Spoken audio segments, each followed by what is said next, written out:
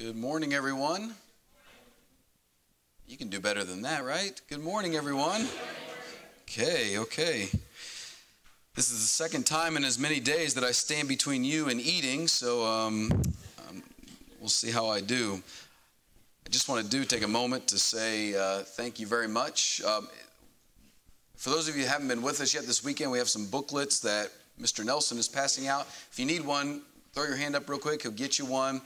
It has the notes from all that we've talked about this weekend so far. We're going to be on page 10 in that today. As he's finishing up that, I just want to say quickly, thank you very much for your grace towards me and then my wife, who's now with me today. I've had in about 40 hours I've been here, I've had a hot brown, I've had bread pudding, I've had the Hispanic version of a hot brown, a cheese-covered, what was that last? Chimichanga. I think that's the Mexican hot brown. It was good. I've drank about 4 gallons of sweet tea. And the only thing I'm disappointed in is I'm in the South, right? But it's cold, you know. I came down here and it's colder than it is in Ohio. So that's all I'm disappointed in. But y'all been very gracious to me, and I thank you for that. So we're going to be in Ephesians chapter 6, 1 through 4. And we're going to talk about a Christ-centered family.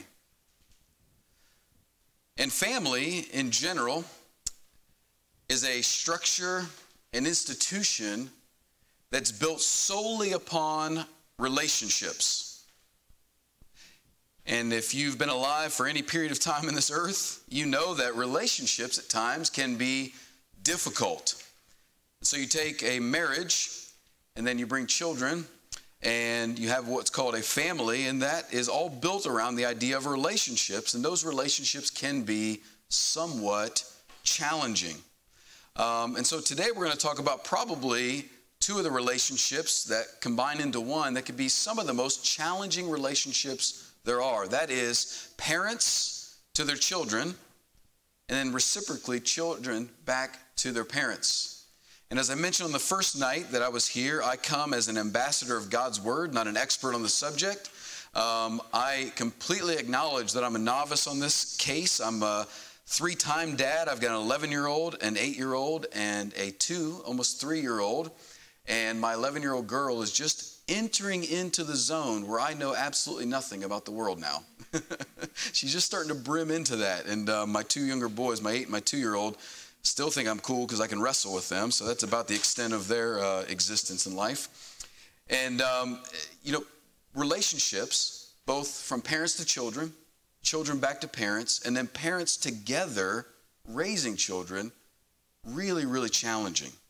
And so I find this kind of interesting, as I mention all of this, to say that as you study the scriptures, the Bible actually has very little specifically said to parents about raising children. Actually, very little. In fact, if you do a very serious survey of it, you'll find that it's pretty strange. In fact, there's only about 250 direct words in the Bible speaking to parents on how to raise their children. And so I found this kind of odd because of the amount of books that I see that are written about how to raise children. Back home in Pickerington, we have a Barnes & Noble. Do you guys have Barnes & Noble in Tennessee? And in Barnes & Noble, they have both books and coffee. And if you buy coffee, you can rent their books. Did you know that? I'm just kidding. They don't rent them. You can just read them while you're sitting there. And the section of parenting is huge. And so in preparation, I was looking at barnesandnoble.com, and I started to search how many books are there on parenting. And you ready for these numbers? There are 134,335 different books on parenting that you can buy on barnesandnoble.com. 134,000 books. I think the world's telling us something. Raising kids is hard, right? There's 134,000 books. So I said, okay, maybe that's just too generic. So I typed in Christian parenting. And what popped up was 12,325 full-length books on how to raise kids as a Christian. And for most publishers, they require about 80,000 words per book to be a nonfiction book to get published in the marketplace. So that means that there are right now 1,047,000,000 625,000 words written about raising kids. And if you read, the average speed of reading is about 250 to 300 words a minute. If you read that fast, it would take you 4,190,500 hours to read all those words. It would take you, minutes. It would take you 69,800 hours to read all those words. If you read 24 hours a day, it would take you 8 years, round the clock, to read all the words about parenting. So if you only read 4 hours a day, just 4 hours a day, it would take you 47 years and 10 months to read all the wisdom from people on how to raise your kids. By that time, your kids will be, long gone, right? Okay, oh, bummer. Dang, I'm ready now. Oh, man, I missed it. Now, compare that to the Bible. The whole Bible has about 774,000 words. The whole thing. The direct words on parenting, as I mentioned, are about 250. So the number of minutes that would take you to read is 1, if you read average speed. You could read that 60 times in an hour, and instead of reading all the words of the world on how to raise your kids, which would take 47 years and 10 months, if you read just the words of God, you would read 174,000 times. If you read that, you follow with me on the math. The bottom line is this. I just wanted you to see this. Human wisdom continues to evolve and has yet to find the answer on how to raise children, because it's not that easy. God's direction, his answers, his wisdom don't always line up to our modern human wisdom with answers. Now, to be fair about these words on parenting, the whole Bible in general is a story about a father with children who has some challenges raising them, right? God from the very beginning has children and they don't listen to him. Take note of that, parents. Perfect parent has children that don't listen to him. Okay? God doesn't take that personal. He doesn't look in the mirror and call himself a failure. He's a perfect dad. And over throughout the story of Scripture, his children rebel against him. And they don't listen. So the whole story of the Scripture is about a father and a story of his children, how God deals with children who rebel. You notice God is not shocked when they rebel. The story of Scripture is how a parent deals with children when they're difficult and in moments of challenging. So because our subject is so small, the 250 words, it allows us to get really zeroed in. So if you're on page number 10, you'll see a little bit of a framework for how we're going to look at this passage. Ephesians 6 is where we're going to be today. Let me read it for you and then we'll dig in. It says, "Children, obey your parents in the Lord, for this is right. Honor your father and your mother. This is the first commandment with a promise, that it may go well with you and that you may live long in the land." Now here's the instruction to parents. "Fathers, do not provoke your children to anger, but bring them up in the discipline and the instruction of the Lord." So you can see the framework there. I've gotten the outline if you're looking at it. If not, we're going to start here with the backdrop of parenting. What's sort of the scene that stands behind every text in the Bible about parenting? And here's the deal. There's 4 books in the Bible that speak specifically about parenting: Deuteronomy, Proverbs, Ephesians, and Colossians, that give us direct instructions on parenting. Proverbs is one of those books that just has sort of one-off, standalone little tidbits of information, but Deuteronomy, Colossians, and Ephesians give us some further instruction. So let me tell you quickly about the backdrop, what's kind of interesting. Deuteronomy chapter 6, 4 through 9 is some instruction of God to the Israelites on how they should teach and raise up their kids to understand and know who God is. But it follows Deuteronomy chapter 5. That's the context or the backdrop.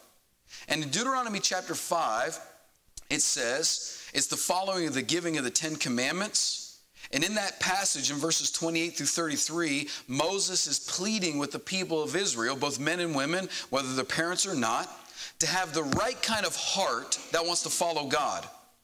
And then he tells them, don't turn to the right hand or the left hand away from following God. He says you need to fear the Lord and obey the Lord. You need to know the Lord and you need to love the Lord. So the backdrop is you as an individual have the right kind of heart that wants to obey God. Know him, fear him, serve him, love him. Don't turn to the right. Don't turn to the left.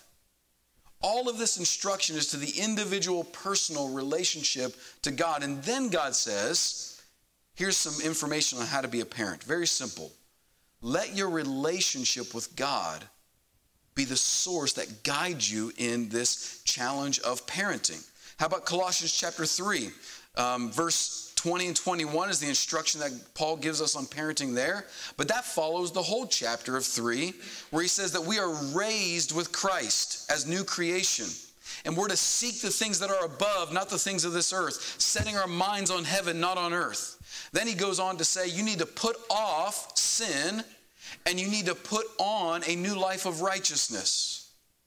And then he speaks to the husbands when he says you need to love your wives. And then he gets to the point where he says, here's how to raise your kids. Same thing in Ephesians. We read Ephesians 6. But all the way up until this point, he's been saying, walk in love, walk in wisdom.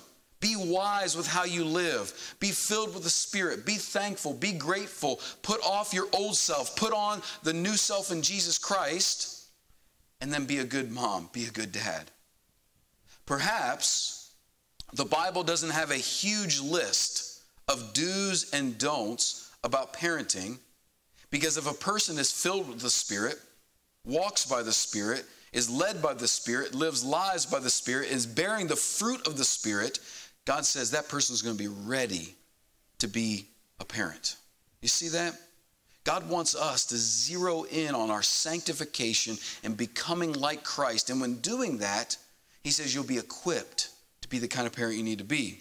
That's the backdrop. Let me talk about the address. If you notice in chapter 6, verse 4, who's he talking to? It's pretty clear, right? He says fathers. And this word fathers is in reference actually to the whole parental structure, but he's trying to teach you something very subtle but very important from Scripture. He uses the male form of the word father because it's the Greek word for patres, which means really male headship of a family.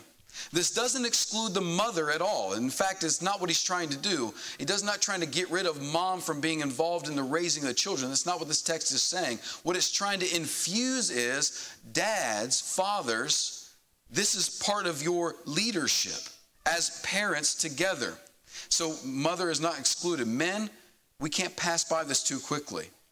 Male leadership in the home, especially in the training of children, is not just a good suggestion, it's necessary. Children are not left to their mothers until they're 18 years old, and then dad can just step in and start being involved. The context gives us greater understanding here.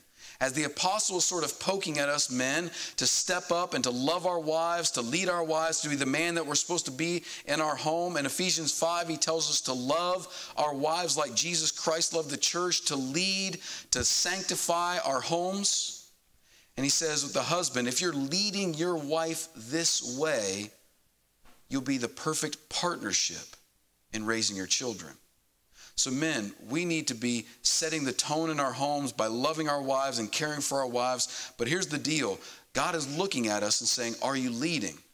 In Genesis chapter 3, when Eve is deceived by Satan and she takes the fruit and eats, gives it to Adam and eats. From Genesis 3 forward, God holds Adam accountable for that sin. You see, it's the abdicating, the leaving of our responsibility of leadership that God will hold us accountable for. So he's talking to parents to raise up their children, but he's zeroing on this thought that men, we cannot leave our post of being involved in this. Okay, so that's the address. That's who he's talking to. What's the main object? What's the focus of this? Fathers, raise your children. This is a very quick point, but I want you to get this. The object of our parenting is our kids. It's not my reputation. It's not my status in the community. It's not my pride. It's not my image. It's not my rules. That's not the focus of my parenting. The focus of our parenting is our children. what they need, how they need to be served, not if they're our best friend or if we're just the big rule maker. The focus of parenting is children. That's the object. Let's zero in on the command though, okay? So he tells fathers, parents, to be focused on raising children. But how does he say to do it? Let's read this again in verse 4. Fathers, there's a negative command and a positive command. A negative is don't do this, and a positive is do this. So parents, he's saying don't provoke your children to anger. And then he says, but bring them up in the nurture or discipline and instruction of the Lord. Let's start with the negative. The negative, don't provoke your children to anger. Now, if you spend about 20 minutes in my house, you'd be like, hey, man, thought your kids weren't supposed to be mad. You know, I find all kinds of ways to make my kids mad, whether it's responsibilities that they need to do or things that they need to stop doing. They seem to always find ways to just kind of be ruffled, you know, and frustrated at times. And that's not what he's talking about. This idea of provoking our children, Paul would say it a different way in Colossians. I'll tell you about it. He says in Colossians 3, parents, don't exasperate your children. Don't exasperate them. What he's saying is don't irritate them, frustrate them, stimulate them to be angry, incite them, stir them up. That's what he's trying to get after. You might ask, well, how do we do this? He's saying don't raise up children that are angry and bitter. Here's some ways that we do this. When they do wrong, we nag them instead of training them. Maybe we're focused on the way they fail at being perfect, not celebrating their progress. Spoiling them, making everything about their immediate happiness will make them people of anger. You know how that works? If you create an environment in your home that nobody else in the world can replicate, your child will be angry. If you make an environment in your home all about your child where their immediate happiness is all you care about and the whole world is about them, they will never find a roommate, a college professor, a spouse that will make their world like that again. And they'll constantly be frustrated because I grew up in a home where the world was all about me and everything was easy and happy and good and everyone served me hand and foot. And then I go out of this home and my college professor doesn't treat me this way. I haven't found a woman or a man to date me that treats me this way. I haven't found an employer that is only concerned about me. Do you see what I'm saying? We create situations where they become angry. Don't instruct our kids on how to live and then lead them the wrong way. Let's avoid praising them for superficial things. Let's praise them for character development. If we want to make kids who become angry, don't bother them with responsibilities or chores. Just give them whatever they want. When our children mess up, and we give in and don't let them suffer consequences and work through those consequences, we might make them become angry adults. We make all their decisions for them. Helicopter parenting. Have you heard the new phrase, by the way? Side note, helicopter parenting was going on for a long time, right? Where parents just made every decision for their kids. And now they call lawnmower parenting. Have you heard of this? Where parents mow down every obstacle in front of their kids. So we've moved from helicopter to lawnmower parenting. The point of parenting is actually raise adults that you like, you know, so to train them, to raise them up. We got to be careful of not being openly critical of them in front of people so they grow up and become judgmental and self-righteous people. Always believing they're right and everyone around them is wrong. We got to be careful about that, how we train them. When we do these things and many others, these are just a few examples, we're giving our children an environment that will not be replicated and one that causes them to desire being selfish. And that's unsustainable and will cause them to be angry. So don't exasperate them or raise them up to be angry, but he says do this. Bring them up, train them in the discipline and instruction of the Lord. Discipline. The word we get for the word disciple, which means a learner, a follower of Jesus. You and I are called to be disciplined or disciples of Jesus Christ. It literally means the rearing of a child to shape them. The same word we see in Hebrews chapter 12 where challenges shape us and mold us. Shaping a person with an objective. So us, if we have children, are you seeing them in 5 years and in 10 years what you want them to be? Do you have a target that you're aiming at? That's what it means to discipline them. As God disciplines us in Hebrews chapter 12 verse 10 says God disciplines us for our good that we might share in his holiness. God's got an objective, a goal. He says, I want you who are lost in sin to share in my holiness, so I'm going to rear you. I'm going to change you. I'm going to challenge you to grow. Discipline is the shaping and training and raising up of a child into the life and heart of God. And a child that's left to their own won't do this. They need help from the outside. So we got to be intentional about this, but we also need to be instructional. That means verbal teaching with a view of warning about consequences. So part of our parenting is say, hey, listen, this is what you ought to be, and if you go this way, things aren't not going to go well for you. Not threatening or fear tactics, but just reality, constantly teaching with the view of both consequence and opportunity for obeying. Let's finish with the objective. So here we've seen the backdrop that if we are right with God, we'll be prepared to be parents. And we as parents, both father and the leadership and mother together, are to address our children by not provoking them to anger, but training them with intentionality. What is the goal? What's the main goal of parenting? Ephesians says that we're supposed to do it in the Lord. Colossians says that our children wouldn't lose heart or become discouraged. Deuteronomy says it this way, that we're to raise kids that they not forget the Lord when they grow up. The objective of parenting is not just to raise morally upright kids. The objective of parenting is to evangelize souls entrusted to your care.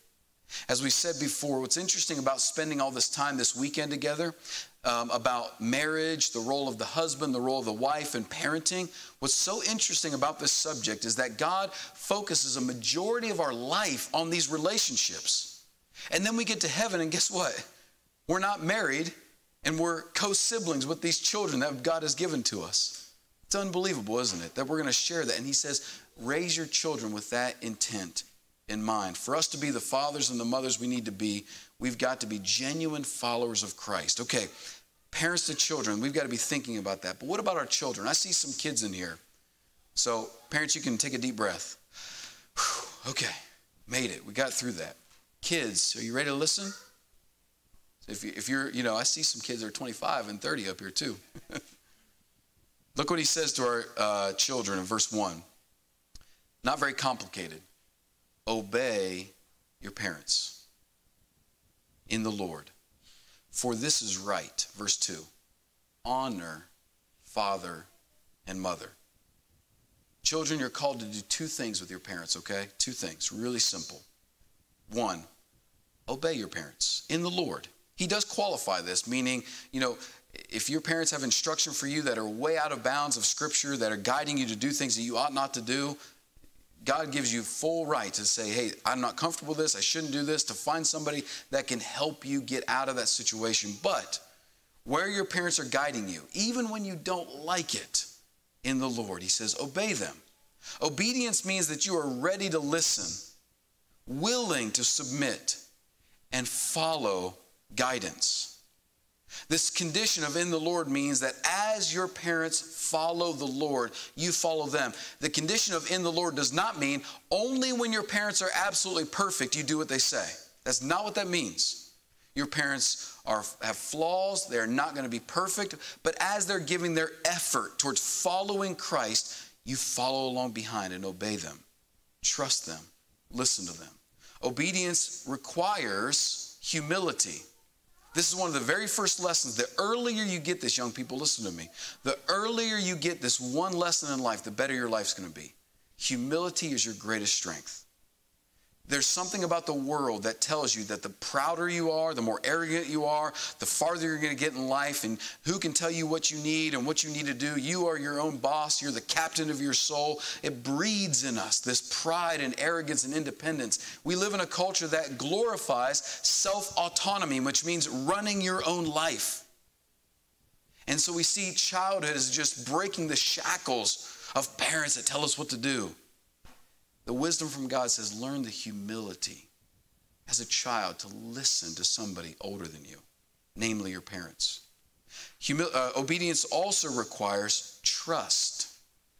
This may not seem this way. In fact, just last week I was talking to someone who's 25 years old, just moved out of the house, started dating somebody that the parents were really concerned about, and the situation's not good. She's sitting in my office. She's mad. She's frustrated. And she thinks in this moment that, oh, man, her parents, they're just the killjoys. They don't love her. They don't care about her. Look what they're doing. And, man, at that one thing I said, you just got to get this one thing. Even if you disagree with them, nobody loves you more than mom and dad. And if they're doing something that even you don't understand, they're doing it because they love you. Listen, children. Trust your parents in the Lord. Trust them. You must be willing to have confidence in what your parents know, that they know something more than you know. And if you learn to obey them with humility and trust, things will go well for you. You'll face difficult seasons in life and challenges, and you'll have heartaches at times, but overall things, as God says, you'll be blessed by that. The second thing is this. So obey your parents. Submit to them. Follow them as they follow Christ. Honor your parents. That's more than just obedience, disgruntled obedience. Honoring them is different. Honoring your parents involves both what you think and what you give them. First of all, what you think. To honor your parents, it means that you think they are valuable. You have things in your life that you consider valuable. You probably cherish those things. And if somebody broke something that was really important to you, you might be upset over that. Like maybe your phone, right? If somebody broke that, you might be upset because you honor that thing. You think it's valuable. You and I have to learn how to treat our parents with honor, that we see them as valuable. Their value to you as a parent is based upon God valuing them in your life, not you. Because God said they're important in your life, that's what shapes and determines your value of them. So you got to think about your parents properly. Protect your mind, young people, from what Satan has to say about your parents to you. Remember, he's a liar, he's a deceiver, he's an exaggerator, and a manipulator. So everything he's saying to you about your parents is usually a lie, deception, manipulation to make you think about your parents the wrong way. You got to fight against that. And remember that God says trust, honor, have humility, and obey your parents and honor them. The second thing is not just what you think about your parents, but what you actually give back to them in your life. To honor them means to give them something. It means that in a way that you honor their interest. You represent them accurately in a truthful way. That you give back to them respect and dignity. The word honesty, we're pretty familiar with. We think it means to tell the truth, and it does. To be honest means to tell the truth, but it means to tell the truth in a way that honors you wanting to have a relationship with somebody in the future. So being honest is not just walking up to somebody and just blasting them in the face with what you think is true and walking away. Honesty is actually looking at somebody, telling them what's true in hopes that in the future you'll have a better relationship. It's in honor of that relationship. Obeying and honoring your parents does come with risk, but it comes with reward. The risk is that you're going to feel when you're a child obeying and honoring your parents, the risk is you're going to feel the fear of missing out. You've heard of FOMO? All of you heard of FOMO? F-O-M-O? It's what kids are like going through right now in the day. It's called fear of missing out. You know, they have this like anxiety, like, okay, I'm here, but is there something more fun going on somewhere else? And if I'm here, something better is outside of what I'm doing. This fear of missing out is permeating our young people's minds. It's creating anxiety and a lot of doubts and insecurities. And the risk of obeying your parents and listening to your parents is that you might miss out. You will miss out on a lot of destructive choices. You'll miss out on a lot of heartache. You'll miss out on a lot of roads that you don't need to go down that lead you to places you don't need to be. But you also have a reward. You'll enter in. It may bring you through some places that you don't understand, some places that are difficult, but you'll enter into a place called life. Real life, fullness of life. The kind of life Jesus promised. That if we'll listen, obey, and honor our parents as they follow the Lord, even as they do it imperfectly, we can learn to follow them into the arms of Jesus Christ. Because here's the great irony of all this thing, of parenting. See, there's this big buzz right now in our culture that children, about my generation, you know, I call us the Dr. Phil generation. You know, we were raised with Oprah and Dr. Phil. And somewhere along the lines, I'm 36. I'll be 36 this spring. Somewhere along the line, we were convinced that every problem I have in my life is my parents' fault, you know. And so Dr. Phil told me, like, basically, if I just reconcile and deal with my parents and understand the way that they failed me, then I'll finally be a whole person. And he's not right, by the way, okay? God knew, listen to me, if you've not reconciled stuff with your parents, God knew your mom and dad won't be perfect. Did you know that? He gave you parents and knew they wouldn't be perfect. And every way that they are perfect, your parents are pointing you to the perfect Father in heaven. That's all they're doing. In every way that they're good, in every way that they're right, they've learned that from God, and they're telling you about who God is. Now watch this. In every way your parent fails you, they're inviting you into the arms of a perfect Father. If you didn't have imperfect parents, you might not reach past them to the perfect dad you really need. Do you see how God uses the imperfections of your parents to reach past them to the ultimate Father to whom you're always supposed to seek? So parents, if you're dealing with we got to let go of this parental guilt that we're dealing with right now. Do the best you can. Give it your best shot. Love those kids all you can, and trust them into the hands of the Father. Children, you got to let go of this burden you're carrying of blaming our parents for everything. They were never meant to be your eternal father and mother. They were meant to guide you into the hands of the Father, who will never, ever let you down. So if you're living with the burden of disappointment and frustration and anger and bitterness towards parents who weren't perfect, you got to get over it. You got to reach past that to a Father who will love you perfectly and never let you down. You know how I know that's true? Because Jesus Christ himself was a child who honored and trusted with humility his Father. He went through difficult times, the most difficult, the most unjust situation, and it says he ended up with the ultimate joy, back in the arms of his Father together. And through him, you can be reconciled to your Father. And you can be prepared to be the best parent you can be. You can be prepared to be the best child you can be. And we can, as a group, begin to make investments into eternity in the relationships of our home. If you need help with that, you've got wonderful ladies, wonderful men here that will receive you and serve you and pray with you, help you become a better Christian. We're going to sing this song, number 600. And if you have a need, you can come as we stand.